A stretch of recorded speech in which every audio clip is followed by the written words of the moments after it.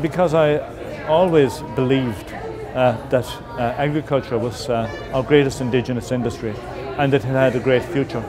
And I think it probably bears that out much more today than it did when I started in agriculture. And I think anybody who's contemplating a future in food and agriculture now has much more to go on than at any time in the past, as indeed when I set out. We have a population of 7.2 billion people in the world today. It's going to grow to 9.6 billion by 2050. The world must produce maybe up to 70% more food, and there are real supply challenges around that arising from climate change, arising from water shortages, and there's the competition of land between fuel and food production. So there are real issues out there in terms of the tensions between supply and demand. So I think the prospects for food and agriculture have never looked so positive in looking into the long term.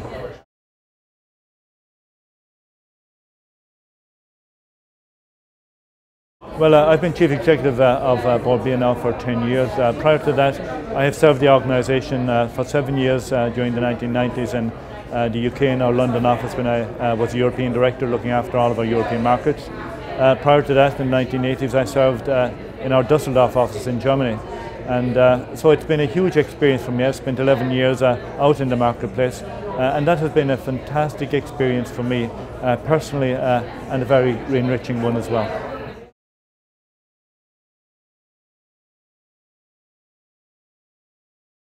There are many opportunities for graduates out of agriculture, and I think my own experience bears that out in terms of the access one can have to multinational organisations around the world and their willingness to meet people from Ireland who understand food, who understand agriculture, and who recognise that Ireland, above all, is a unique country in terms of its green credentials.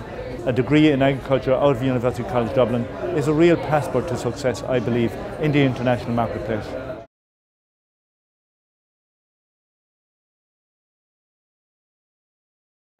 Well, I suppose the general highlight for me was being able to go out into an international marketplace, live abroad for 11 years, interact with senior executives in the food and drink industry internationally, with supermarket heads and so on.